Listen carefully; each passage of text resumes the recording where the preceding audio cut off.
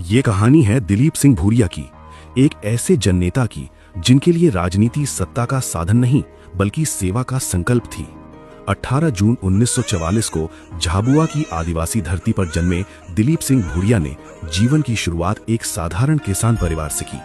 सीमित संसाधन, सीमित शिक्षा, लेकिन सोच असीम थी।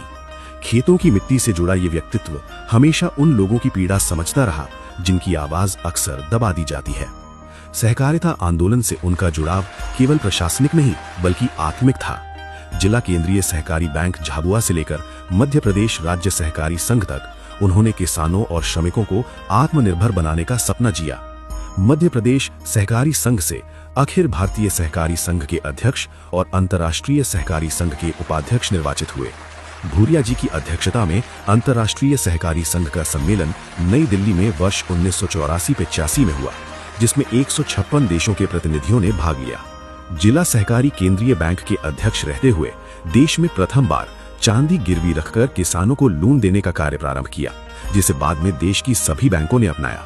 सहकारी आंदोलन को बढ़ावा देते हुए मध्य प्रदेश में सहकारी समितियों को उचित मूल्य की दुकान संचालित करने का अधिकार दिलाया और देश में मध्य प्रदेश के बाद असम में ये योजना लागू की गई।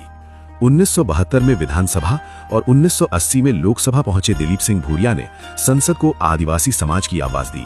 रतलाम से बार बार निर्वाचित होकर उन्होंने ये सिद्ध किया कि विश्वास, मेहनत और ईमानदारी से जीता जाता है। कांग्रेस से लेकर भारतीय जनता पार्टी तक उनका राजनीतिक सफर बदला, लेकिन उनका उद्देश्य नहीं बदला। वे जहां भी रहे वहां आदिवासियों के हक, पंचायती राज, सामाजिक न्याय और सहकारिता को मजबूत किया।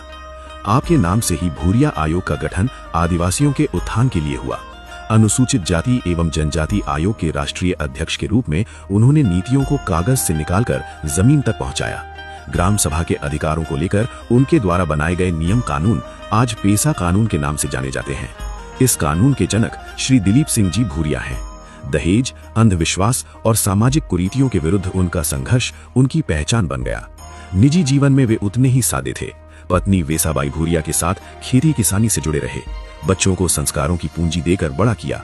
2 पुत्र और 4 पुत्रियों के पिता के रूप में उन्होंने सिखाया कि पद नहीं, कर्म बड़ा होता है। 24 जून 2015 को उनका देहावसान हुआ, लेकिन उनका विचार, उनकी सेवा और उनका संघर्ष आज भी जीवित है। आज वही विरासत उनकी पुत्री निर्मला भूरिया आगे बढ़ा रही हैं, जो मध्य प्रदेश में मंत्री के रूप में जन सेवा करते हुए अपने पिता के नाम को रोशन कर रही हैं। दिलीप सिंह भूरिया की विरासत अब निर्मला भूरिया के रूप में आगे बढ़ रही है, जिसकी अगली कहानी आपको अगले वीडियो में प्राप्त होगी।